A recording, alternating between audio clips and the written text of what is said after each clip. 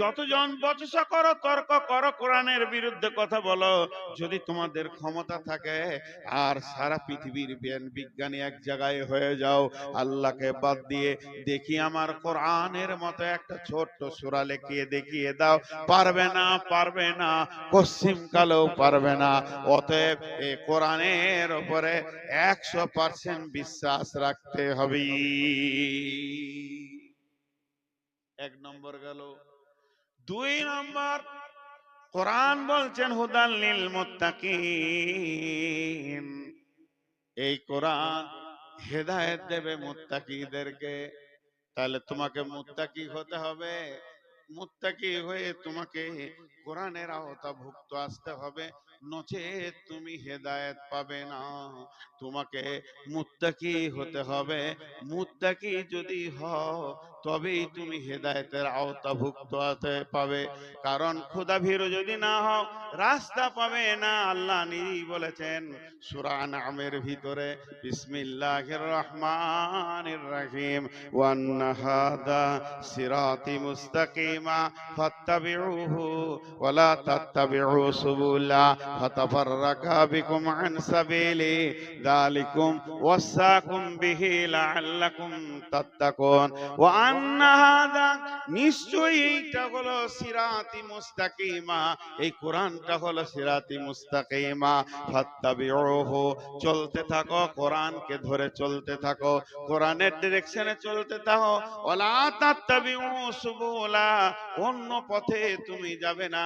যদি তুমি অন্য পথে চলে যাও, ফাতাফাররাকা বিকুম আন সাবিলি, আমার কাছ থেকে বহু দূর সরে চলে যাবে, আমার কাছ থেকে অনেক দূর চলে যাবে। যালিকুম ওয়াসাকুম বিহি লাআল্লাকুম তাত্তাকুন, আমি আল্লাহ তোদেরকে ওসিয়ত করছি, আমি স্বয়ং আল্লাহ তোদেরকে ওসিয়ত করছি, যদি তোরা মুত্তাকি হস তবেই তোরা রাস্তা পাবি। যে ভয় করে সে বেঁচে যাবে, রাস্তা পাবে। যার ভয় নাই তার জিন্দেগির মূল্য নাই। আপনি 1000 বার বললেও আমি করব না। তাহলে ওই অখিটা কিনে আসতে হবে ওয়াইদুল্লাহকে, 10 টাকাতে খালি মুখ দিয়ে থু বড়িয়ে দিয়ে 1.5 ঘন্টা কাটিয়ে দিলাম। যদি লাখবার বলি, কমিটির পায়ে ধরে যদি বলি যে আমাকে দে 9টায় কালেকশন করে দেবো, আমাদের কালেকশনের বক্তা, কালেকশনের বক্তা আছে, আপনি উঠে গেলে জালসা শেষ হয়ে যাবে। আমি শেষ করবো কেন? 1 টাকা কালেকশন করবো না। পায়ে ধরে যদি বলি যে কালেকশনটা আমি করে দেবো, আমাকে দাও 9টায়, লোক আমাকে ভালোবাসে, কালেকশনটা বেশি হবে তো মানবে না, ওরা উবুর হয়ে পড়ে যাবে। কালেকশন কি করবি? রাত 1টায় উঠবি, লোক রাখতে হবে। বাইরের লোক মনে হয় গায়ে থাকলে বরকত নাজিল হবে, মাতাল কটা এসে গায়ে থাকলে আর ওই গায়ে লুচ্চা কটা ঘুরে বেড়াবে তো বরকত হবে গায়ে। এই উঠছে কেন এরা? ওই ওই উঠছে কেন? আমি কোরআন শরীফের বাইরে কথা বলছি নাকি আপনাদেরকে? কেন কোরআনের বাইরে কথা হচ্ছে, চলে যাচ্ছে? আমি রোগা মানুষ বসে পানি খেয়ে চালাইছি আর ফাঁক ফাঁক করে হেসে চলে যাচ্ছে। আবার কমিটিকে বলবে যারা 12টায় দিও।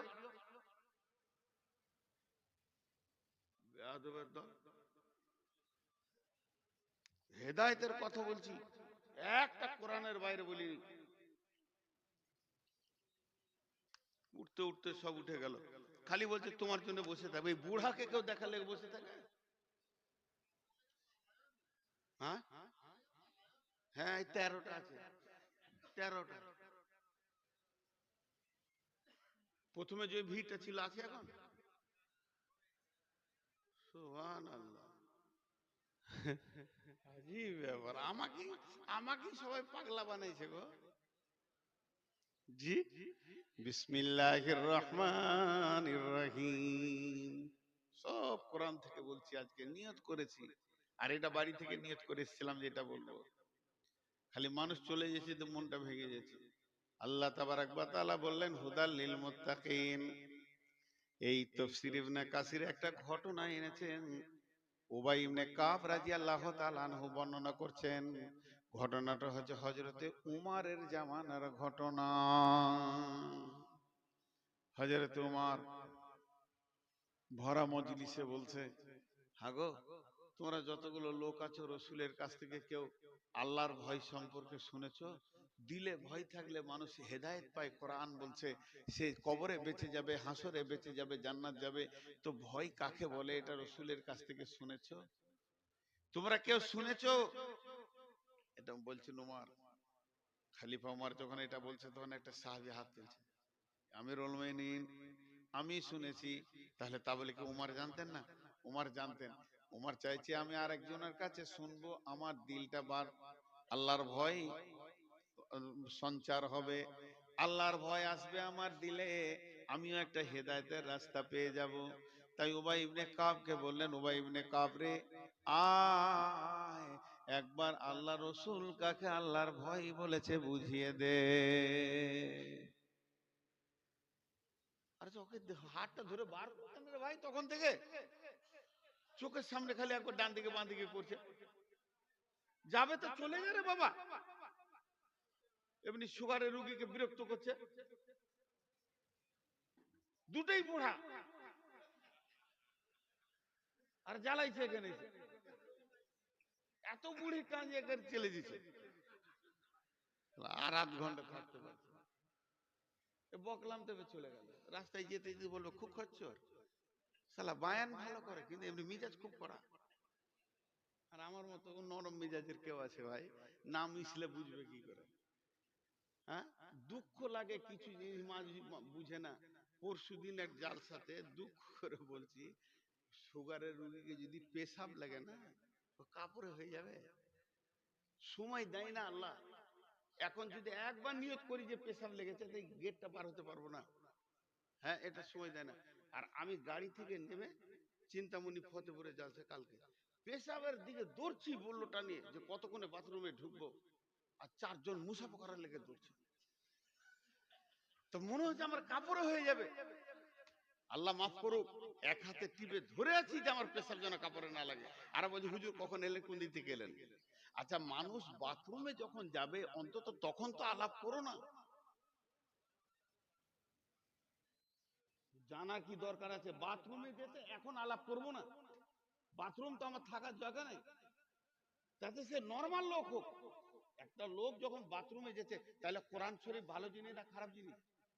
তাহলে আপনি পায়খানায় বসেছেন, আমি সূরা ইয়াসিন শোনাতে যাব? পাছা উদুম করে সূরা ইয়াসিন শুনবেন না আয়াতুল কুরসি পড়াবো? আবার বলছে জানে জি। তো একটা সময় একটা জিনিস বুঝতে হবে যে একটা মানুষ কোন দিকে কি আছে। তো যাই হোক, আমি যে আয়াতে দিয়েছি আবার ফিরে আসছি। মানে সুগার হলে যেমন মাথা একটু গরম হয়তো হয়েও গেছে আর কি, কি করব।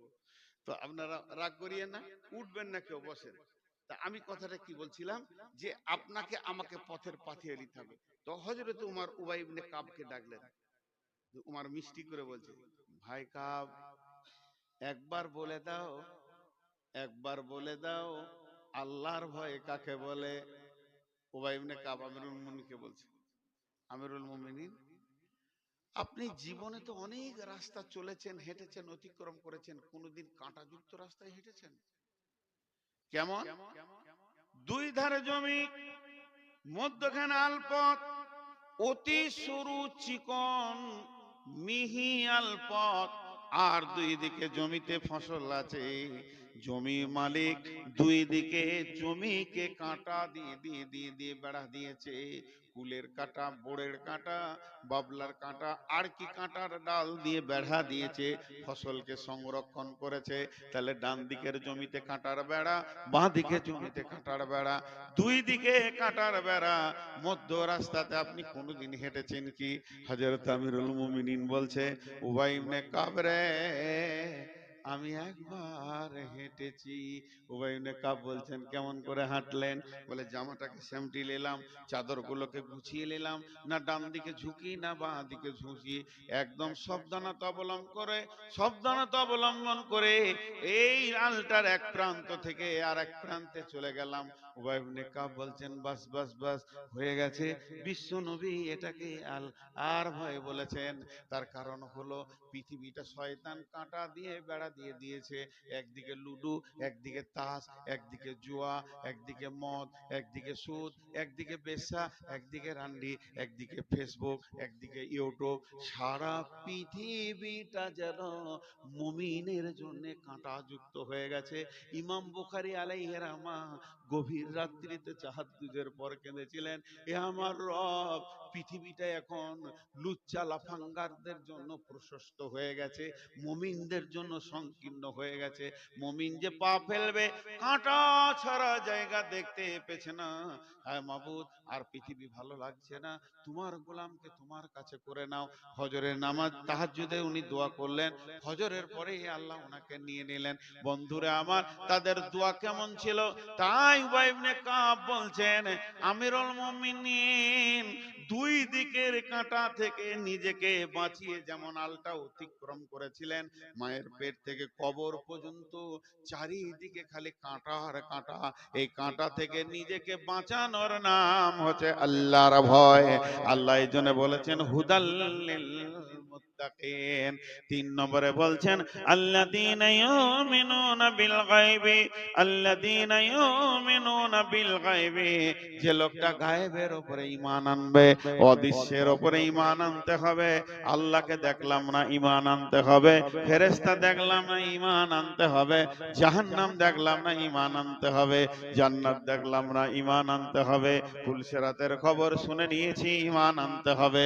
আর আপনার কিনা কবরে আযাবে বিশ্বাস করতে হবে। মরার পরে যে একটা লম্বা জিন্দেগি আছে, তার উপরে দৃঢ় বিশ্বাস করতে হবে। আর গায়েবের উপরে ঈমান আনতে হবে। চোখে দেখে যেমন বিশ্বাস, চোখে দেখে যেমন বিশ্বাস, ঈমানই না দেখে যে জিনিসগুলো দেখা যাবে না মরার আগে পর্যন্ত, পশ্চিম কালো চেষ্টা করলে আল্লাহকে দেখা যাবে না, জান্নাত জাহান্নাম দেখা যাবে না, এগুলোকে বিশ্বাস করতে হবে। নবীজি বলেন, হারিস রে তোমার ঈমানের খবর বলো। হারিস রাদিয়াল্লাহু তাআলা আনহু বলছেন, ইয়া রাসূলুল্লাহ, আমি ঈমানে 100 তে 100 প্ল্যাটফর্মে দাঁড়িয়ে আছি। ইয়া রাসূলুল্লাহ, আমার ঈমান 1 ইঞ্চি কমেনি, আমি 100 তে 100 ঈমানদার। নবীজি বলছেন, হারিস তোমার দাবি অনেক মজবুত, তুমি 100 তে 100 ঈমানদার, তা কেন তুমি ঈমানদার বলো তো? তুমি নিজেকে এত কনফিডেন্স রেখেছো কেন, নিজের উপরে এত আত্মবিশ্বাস কেন? তুমি একবার বলো। হযরত হারিস বলছেন, হে রাসূলুল্লাহ, তাহলে শুনেন, আমি যখন ফজরের নামাজ পড়েছি, তেলাওয়াত করেছি, জিকির করেছি, তারপর থেকে আমার মনটা উদাস।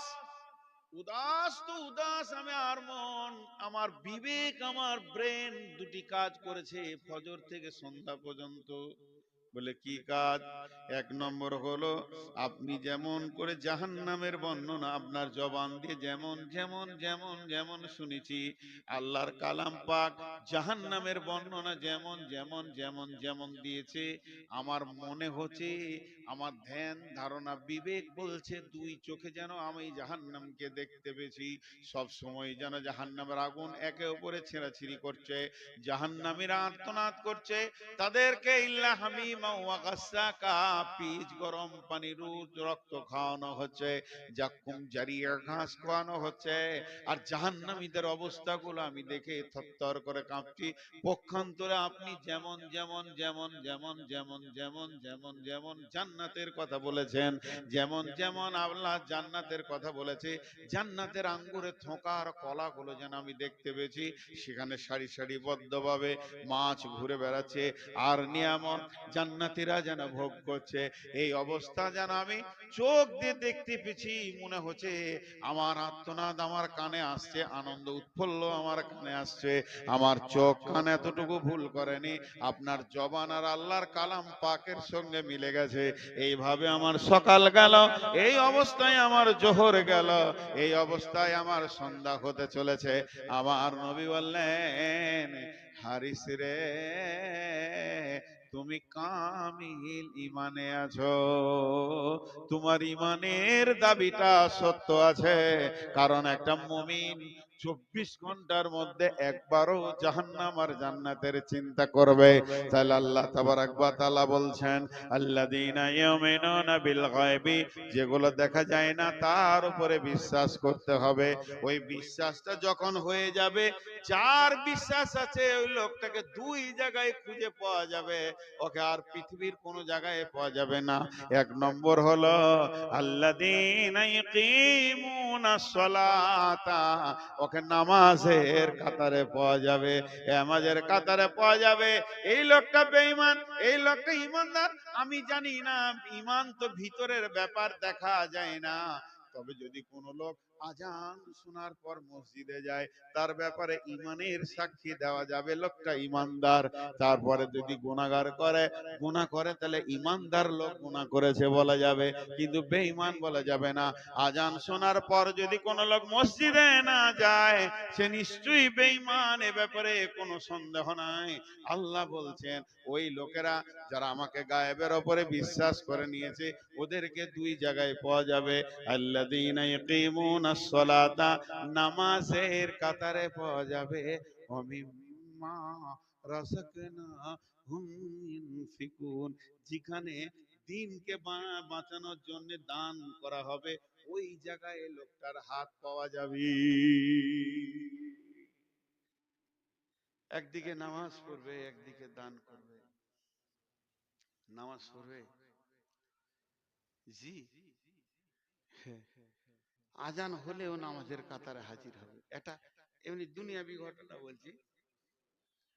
সেই আরবের লোক এসেছিল কেরলে, তো ওকে একটা ভিজিটিং কার্ড দিয়ে গেছে ওই ওর দোকানে, যে যদি কোনোদিন হজ উমরা করতে যাও, মদিনা যাও, তো দেখা করবে। তো বাইদি ভাই ও 1-2 বছর পর চলে গেছে মদিনা। তোর মনটা খুশি কত যে লোকটার সাথে দেখতে পাবো, কেরলে এসেছিল, এখানে হয়তো চিকিৎসা টিকিৎসা করতে এসে, ওর সঙ্গে সময় কাটিয়েছে অনেক। তো মনে মনে করছে এইবার লোকটাকে পাবো। তোর বাড়িতে গেছি, তো বাড়িতে ঘরের যে গার্ড আছে, কাজ মাজ করে, বড় লোক মানুষ, উর্দু ভাষী, ও বলেছে ঘর মে নেই হ্যায়, দোকান মে হ্যায়। তো দোকানে গেছে, তো দোকানে দুটো কর্মচারী বসে আছে, ওরা বলছে দোকান মে নেই হ্যায়, মাকান মে হ্যায়। তো দোকান মাকান, মাকান দোকান, মানে ওরাও লোকটা খুঁজে পেয়েছে না। ঘুরতে ঘুরতে ক্লান্ত হয়ে গেছে, তো জোহরে আজান হয়েছে মসজিদে নববীতে। তো বলছে আর খুঁজে যখন পেলাম না, তো নামাজ চলে যাটা করি, উমরা করতে এসেছি। তো নামাজের কাতারে দাঁড়াবে, সুন্নত পড়বে, দেখছি ওই লোকটা সামনে। তো জানটা বড় হলো, যাক পেয়ে গেছি। নামাজ শেষ হলো, দেখা হলো।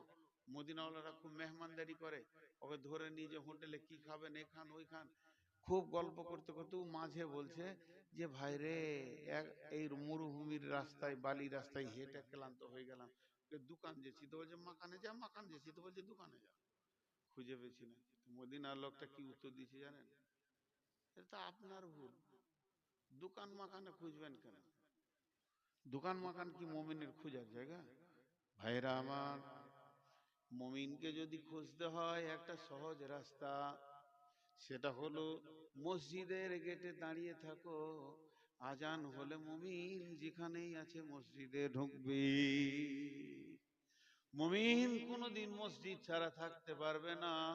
মুমিনকে খোঁজা বেশি কঠিন লয়। রঘুপুর এসছি, নাম আব্দুস সালাম, আবুল কালাম, হযরতে আলী, আর কিছু নাম হোসেন, আর কিছু নাম জমিরুল, ফকিরুল, সুন্দর নাম রাখা হয়েছে মুসলমান। তাহলে ওকে খোঁজ করব। আমি ঠিক জোহরের সময় এসে মসজিদের গেটে বসবো। আজান হলে মুমিন যেখানেই আছে মসজিদে ঢুকতে বাধ্য হবে। সাহাবারা জেলা মাজমাইনরা 5 ওয়াক্ত নামাজে মসজিদে আসতেন। যদি মসজিদে না আসতেন তো ওরা তিনটে চিন্তা করত, অমুক কইরে কাতারে তো নাই, মসজিদে কাতারে দেখি না। এক সাহাবীকে যদি দেখা না যেত, সঙ্গে সঙ্গে ওরা তিনটে চিন্তা করত। প্রথম নম্বরে বলতো নিশ্চয়ই অসুস্থ হয়ে গেছে, বিছানায় পড়ে আছে, না হলে কেন মসজিদ আসবে না। 2 নম্বরে বলতো না, তা যদি না হয় বিদেশে সফরে চলে গেছে, কোনো ব্যবসা বাণিজ্যে তার জন্য নেই, তাহলে দুটি হলো ভালো। আর 3 নম্বর চিন্তাটা অতি নোংরা, মসজিদে নাই মানে কি সে দিন ত্যাগ করে বেদিন হয়ে গেছে, মুরতাদ হয়ে গেছে নাকি অন্য দিনে চলে গেল নাকি? ভাইরা আমার, সারা জীবন নামাজ পড়ে না, ওর নাম মুসাল্লি। বীরভূমে, আপনাদের এটা তো মুর্শিদাবাদ নাকি, বীরভূমে একজনের নাম হচ্ছে মুসাল্লি, জুমাও পড়ে না, ওর নাম মুসাল্লি। কি করবি? এই তো অবস্থা। তো নামাজের কাতারে পড়ে মুমিন, গরিব থেকে গরিব, তার থেকেও গরিব, দিন আনা দিন খাওয়া, একদিন খাওয়া একদিন না খাওয়া। কিন্তু দানের যখন প্রতিযোগিতা চলবে কোরআনকে আগে বাড়ানোর জন্য, ইসলামকে আগে বাড়ানোর জন্য, তখন ওকে বসে থাকা দেখা যাবে না। যতটুকু পারবে দৌড়ে এসে দানের ময়দানে হাজির হবে। নিজের মাল থেকে, রুজি থেকে আল্লাহর রাস্তায় দান করবে। ভাবিয়েন না যে কালেকশন করছি। হ্যাঁ, এটি দুজনা উঠে গেল। জি, খবরদার। আর একজন সুলবুল করছে, ওকে যেতে দেবো না, উঠলেই ওকে ধুমকাবো আমি। কেন এত রাতে তুলেছো? বসো, আমি একা রাত জাগবো? হযরত আব্দুল্লাহ জুলবাদেন বিরাট সম্ভ্রান্ত ঘরের ছেলে, বাপ মারা গেছে, চাচার কাছে মানুষ হচ্ছে। চাচাও আবার ছেলে পেলে নাই, বাঁঝা কেউ বলে। দুই বাপের এক ছেলে, সকালে যে কাপড় পরতো বিকালে সেটা পরতো না, বিকালে যে আতরটা মাখতো সকালে সেন্ট নিত না। এত ধনী ঘরের ছেলে, কিন্তু যেদিন ইসলামকে কবুল করলো, ওর চাচা ওর শরীরে সমস্ত কাপড় চোপড় খুলে নিয়ে ন্যাংটা একটা ব্যাচেলিয়ার অ্যাডাল্ট ছেলেকে ন্যাংটা ঘর থেকে বার করে দিল। ওর মা একটা কম্বলকে ছুঁড়ে দিল, কম্বলটা ফেরে দুই ভাগ করে নিয়ে পাছাতে একটা নিয়ে নিল, আর একটা গায়ে ছোট করে নিয়ে মসজিদে নববীতে দাঁড়িয়ে আছে। নবীজি বলছেন, আব্দুল্লাহ তোমার অবস্থা কেন এমন? আব্দুল্লাহ বললেন, ইয়া রাসূলুল্লাহ, পৃথিবীর সমস্ত জিনিসের মুখে লাত মেরে দিয়েছি, আমি আল্লাহকে পেয়েছি, রসুলকে পেয়েছি, কালাম পাককে পেয়েছি, এর জন্য ওগুলোকে ত্যাগ করে চলে এসেছি। ওই ধনী ঘরের ছেলেটা এখন আসাবে সুফফাদের সদস্য হয়ে গেল।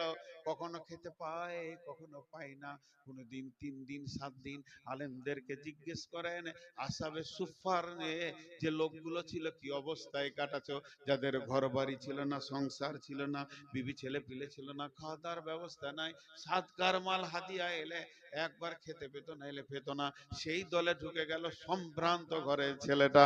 ঘটনা ঘটল কি, মুতার যুদ্ধে ডঙ্কা বেজে উঠেছে, তবুকের ময়দানে সাজো সৈন্য সাজো, তৈল মাখিয়া ধরিবে টিপিয়া যাইবে পিছলাইয়া, এমন সৈন্য সাজানো হচ্ছে, চারিদিক থেকে সব রই রই কাণ্ড চলছে।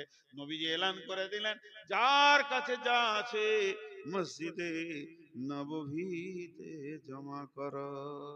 সবাই মাল জমা করতে লাগলো। ইয়া রাসূলুল্লাহ, এটা আমার, আবু বকর আমার, উমর আমার, ওসমান আলা, এটা আমার, আর কেউ হলো আমার, লেন লেন, মালের ঢেরি লেগে গেছে। কিন্তু ওই আব্দুল্লাহ জুলবাতাজাইন মাত্র দুটো কম্বলের মালিক, একটা খেজুরেরও মালিক নয়, একটা খেজুরের আঁটিও পর্যন্ত নাই। ওই আব্দুল্লাহ একবার উঠছে আর একবার বসছে, জোরে জোরে নিঃশ্বাস নেয়, একবার উঠে একবার বসে। আমি কি দান করব রে? আমাকেও তো দানের ময়দানে আমার হাতটা একবার যেতে হবে। আবার বসে যায়, এই কম্বলটা দিব তো গা খালি হয়ে যাবে, এইটা দিব তো পাছা খালি হয়ে যাবে। আল্লাহ, আমার কি কিছু নাই?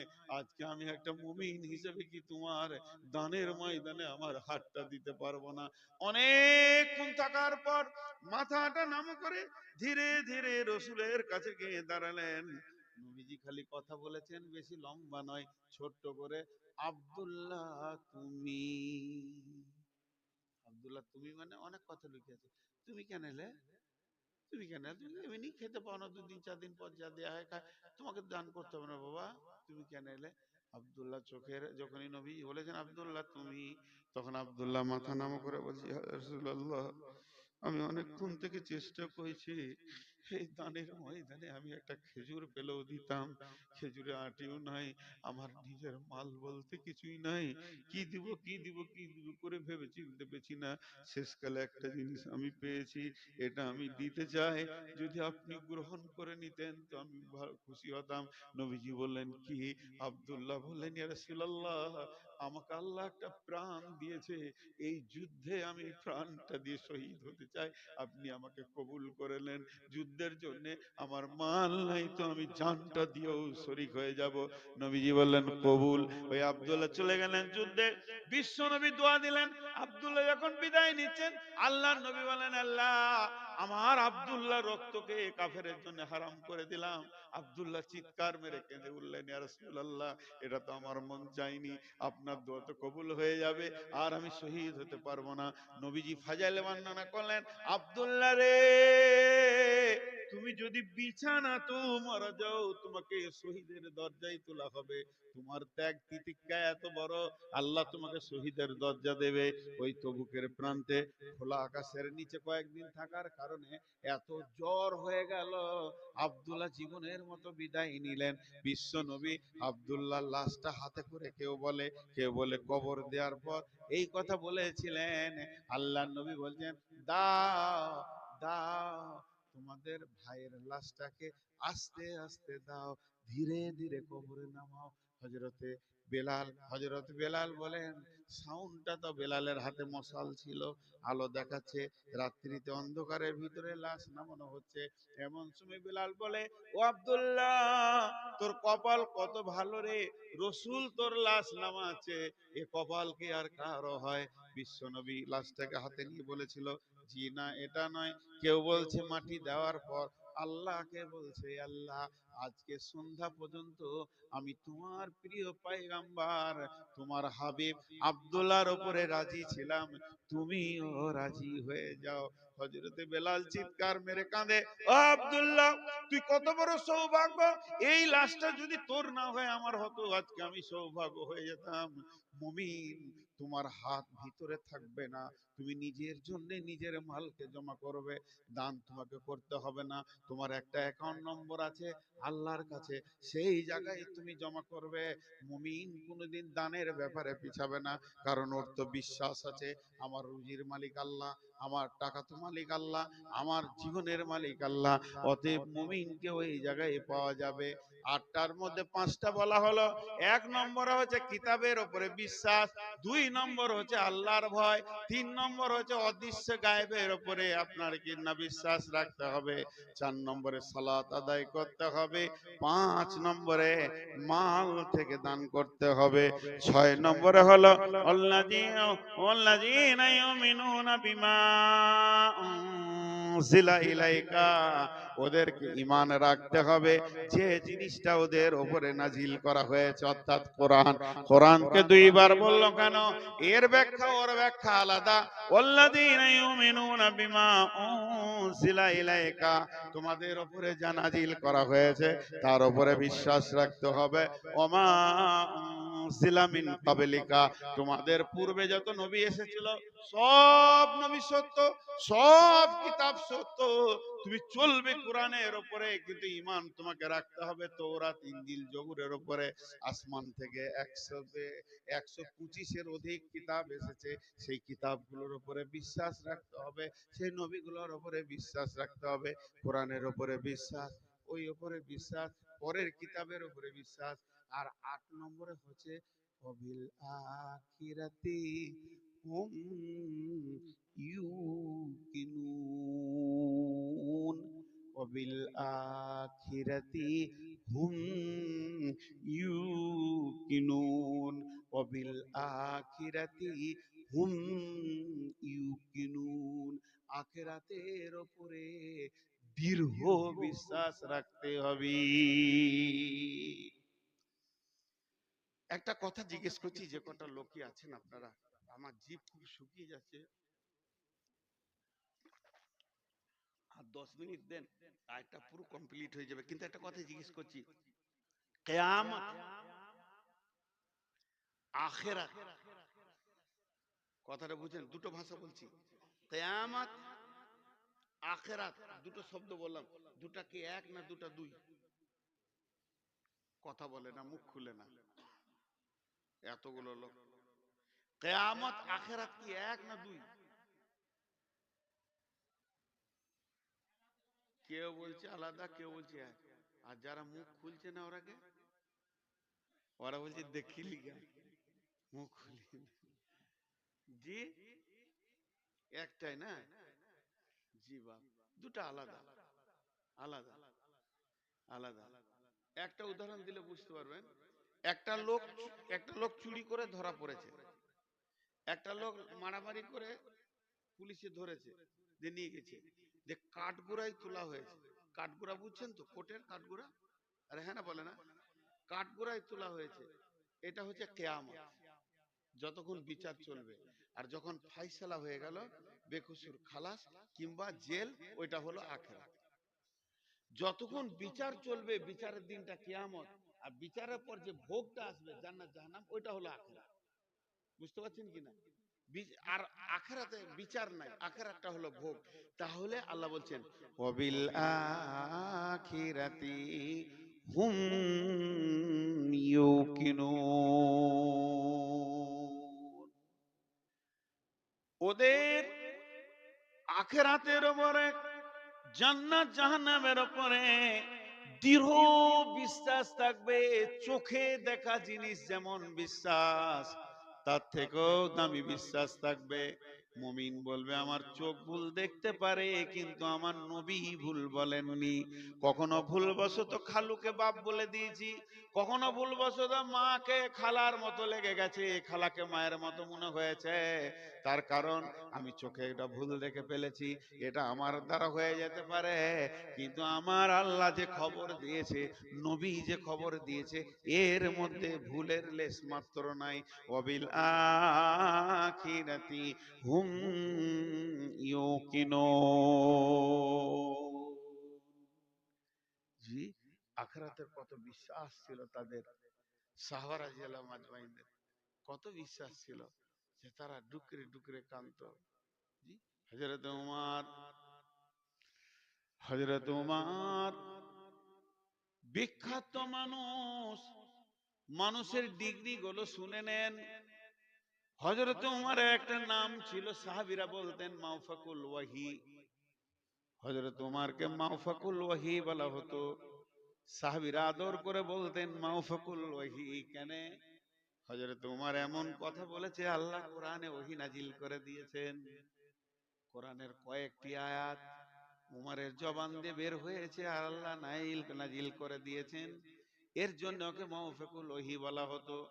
মেয়েদেরকে যে পর্দায় ভরতে হবে, এই পর্দার ব্যাপারে উমরের সূচনা ছিল। উমর চেয়েছিলেন যে পর্দা হয়ে যাক। কেন? উমর দেখছিলেন রসুলের ঘরে সাহাবীরা ঢুকছে বেরুচ্ছে, উমরকে ভালো লাগেনি। উমর বললেন আল্লাহ, পর্দা হলে কত ভালো হতো, রসুলের ঘর থেকে সব দূরে সরে থাকতো, নবীর বিবিদের সাথে দেখা সাক্ষাৎ হয়ে যেত লোকের। উমরের মনের কামনার ভিতরে সঙ্গে সঙ্গে পর্দার আয়াত নাজিল হলো।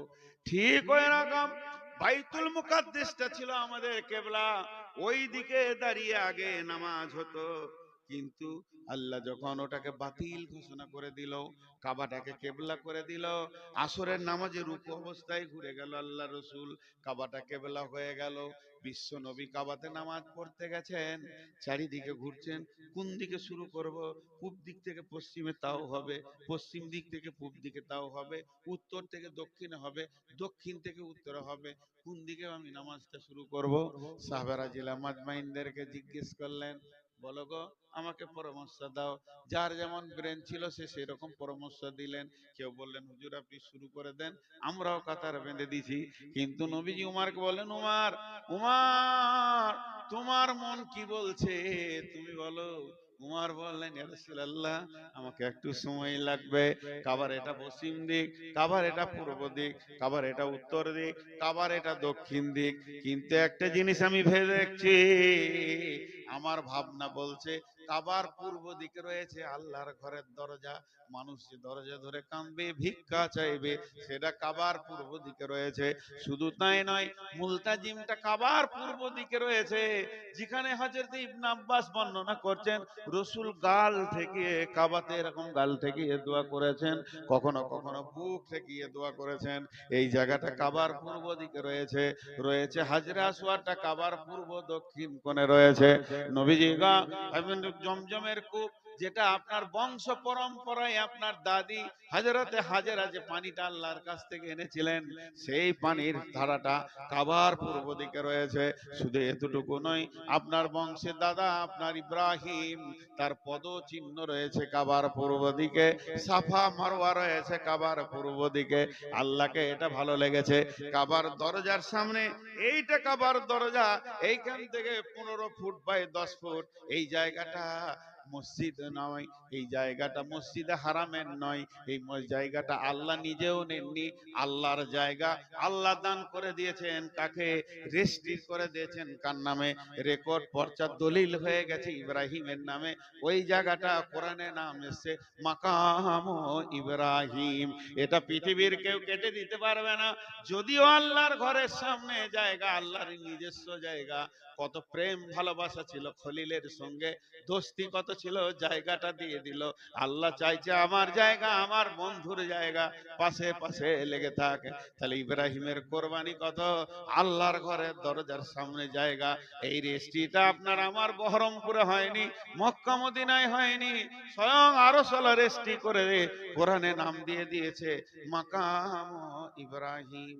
এবার ওমর বলছে আমার মন চাইছে আপনি যে বংশের লোক, ওই বংশের স্মৃতিকে রাখার জন্য আপনি ইব্রাহিমের জায়গায় মুসল্লা লেখে নামাজ শুরু করে দেন।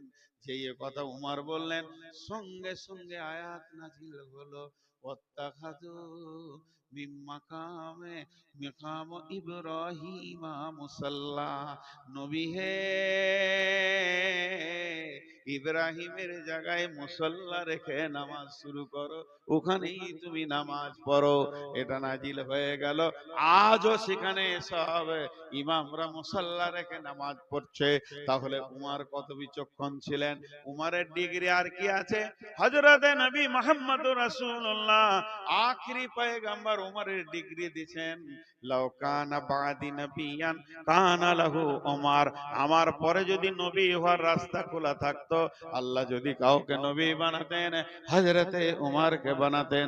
বন্ধুরে আমার, এত বড় ডিগ্রি, এত বড় কোয়ালিফাইড মানুষ, এত বড় দামি মানুষ হযরত উমরকে বর্ষা মেরে দিয়েছে আবু লুলু নামে ব্যক্তিটা। যে কথাটা বলার জন্য এতগুলো কথা বললাম, শেষ কথাটা এবার শুনেন। ওই ব্যক্তিটার পিঠে মেরেছে বর্ষা, বুক দিয়ে বের হয়ে গেছে। মুখে দুধ খেলে সেই দুধ ফেটে যাচ্ছে না, সেই দুধ পানে দুধ ক্ষত জায়গায় বের হয়ে যাচ্ছে। হযরতে উমর ওই অবস্থায় পড়ে রয়েছে। যাই যাই মানে মৃত্যু দরজার দিকে এবার যাওয়ার পালা পড়ে গেছে। তোমার গল করে রক্ত। এমন সময় সাহাবীদের ভিতরে হাওতাস আমিরুল মুমিনিন শহীদ হয়ে গেছেন। আমিরুল মুমিনিনকে মারা হয়েছে, হা হু করে চলে আসছে। এমন সময় একটা সাহাবী বেখিয়ালে এসে দাঁড়িয়ে গেছে, কিন্তু ওর পায়ের গোড়ালির নিচে লুঙ্গিটা চলে গেছে, যে কাপড়টা পরে গেছে চলে গেছে। হযরতে ওমর আর কয়েক সেকেন্ড পর মৃত্যুর দরজা অতিক্রম করবে, মৃত্যুর রাস্তায় হাঁটছে, মৃত্যুর যন্ত্রণা অনুভব করছে, আস্তে আস্তে যেন সে মওতের দিকে যেছে। ওই অবস্থায় কত ট্যালেন্টেড ব্রেন, চক্ষু চোখে দেখেছে গোড়ালির নিচে ওর কাপড় রয়েছে। ওকে ডেকে বলছে আল্লাহর গোলাম, ওরে আল্লাহর গোলাম, ওরে রসুলের উম্মত, উমর মারা গেলে ইসলামের বড় ক্ষতি হবে না। উমর মরল তো মরল, ছেড়ে দে, একটা মানুষই তো মারা গেছে। তুই আল্লাহর রসুলের শূন্যটাকে আগে বাঁচা, ওটাকে মেরে দিস না। ওটা যদি মরে যায় কি করে বাঁচবি রে? কোন রাস্তায় চলবি রে? কি করে কামিয়াবি পাবি রে? কামিয়াবিটাকে ধ্বংস করিস না। গোড়ালির ওপরে কাপড়টা তোল।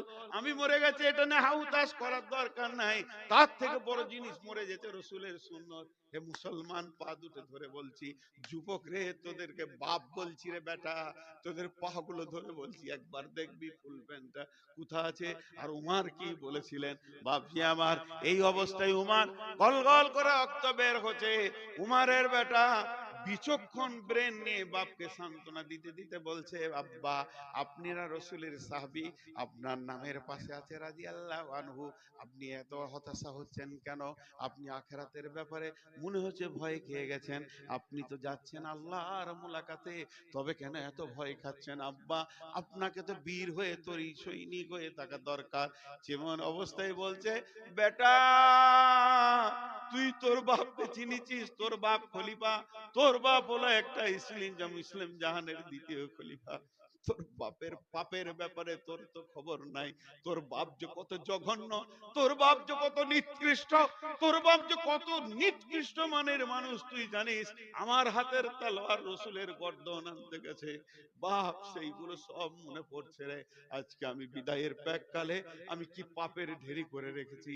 অতএব শুনেলে আমি তো জানছি আমি মওতকে ভয় করি না রে বাবা, মওতকে গলায় লাগিলব সাদরে, কিন্তু মওতের পর আখিরাতে ওয়াবিল আখিরাতি হুম ইউনকিনুন, যে আখিরাতের মালিক বসে আছে তার সামনে কেমন করে দাঁড়াবো?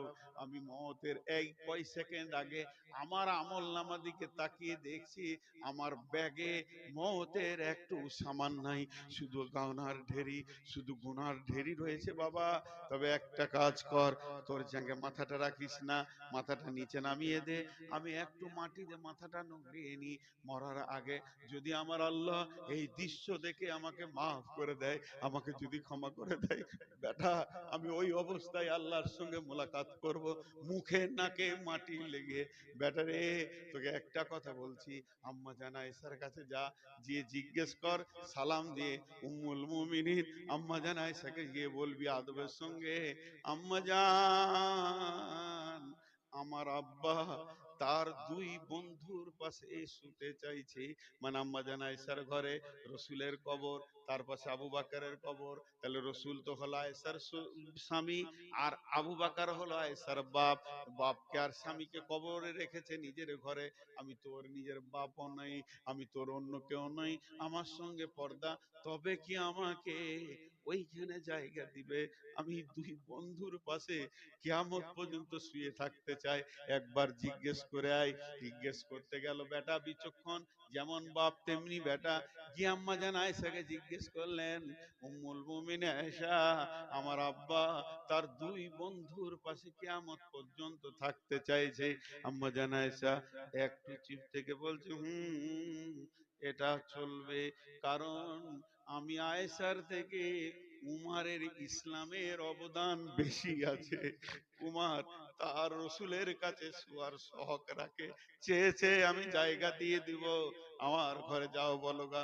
উমারের বেটা এসে বলছে, আব্বা খুশি সংবাদ, আপনাকে পারমিশন দিয়ে দিয়েছে। তারপরও উমার বলছে, বেটা আমি বেঁচে আছি তার জন্য পারমিশন দিয়েছে।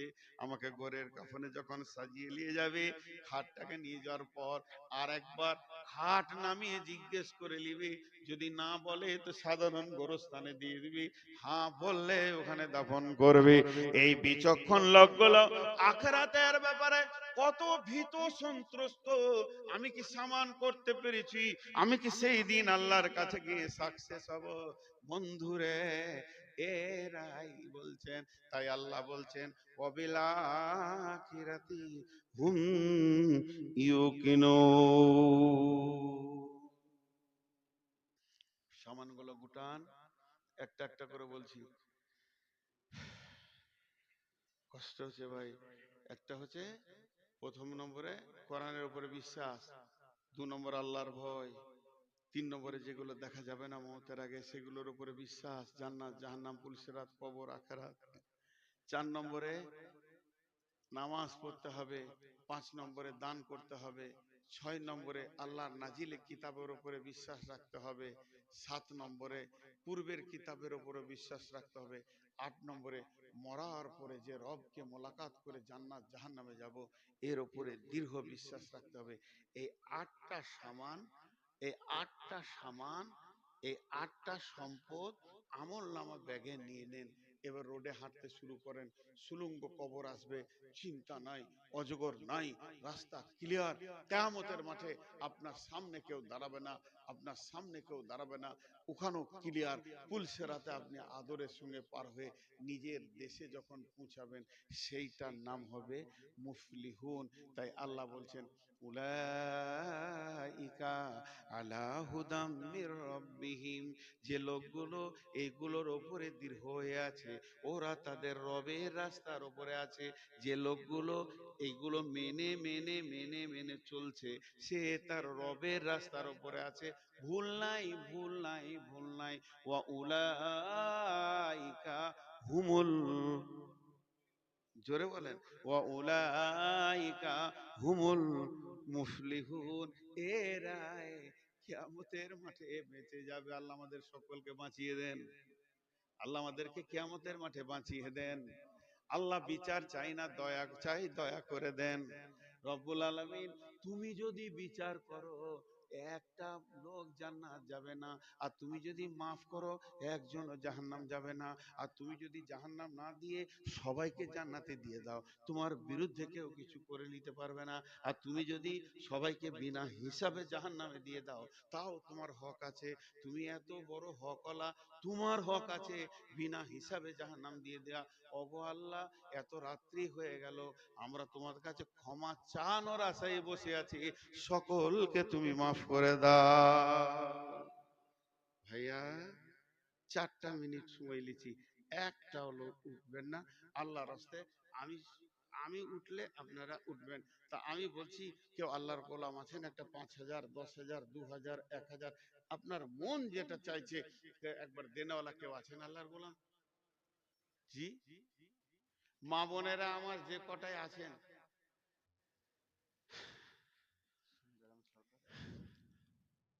সুন্দরম সরকার, সুন্দরম সরকার কেন্দ্র সরকার না ইন্ডিয়া সরকার?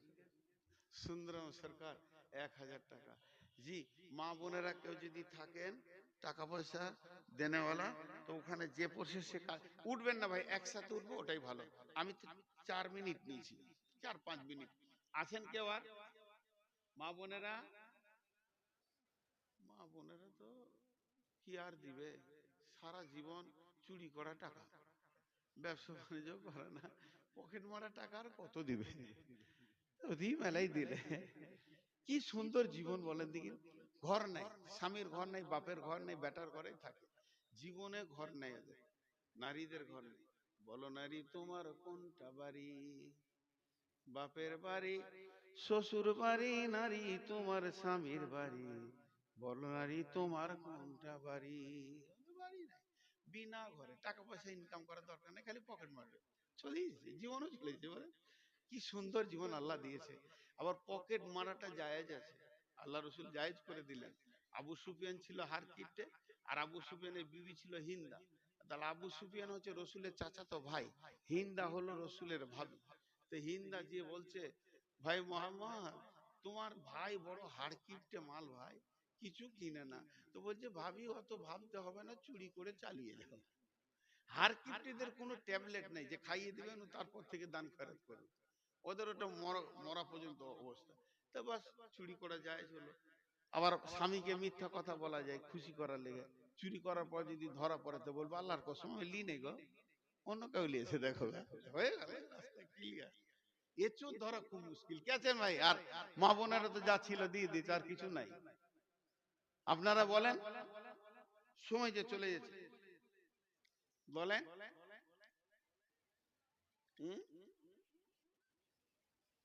সুবহান আল্লাহ, আমি ভাবছি 12:30 বাজে, 1:30 বেজে গেল। যার নাই কোনো গতি সে করে সভাপতি, সন্ধ্যা থেকে বসে আছে, আমি মাত্র 2 ঘন্টা। আমি চালাক, চালাক লোক, সেই সন্ধ্যা থেকে বসে বাতি দিচ্ছে, কত কষ্ট, হ্যাঁ? বেলা থেকে। জি, জেল, হাই কপালে 3বার ঠেকাই হিন্দুদের মতো পেলাম। যাই হোক, ইজ্জতটা রাখলেন ভাই। আর কেউ আছেন ভাই? কিছু বলেন, বলেন। এই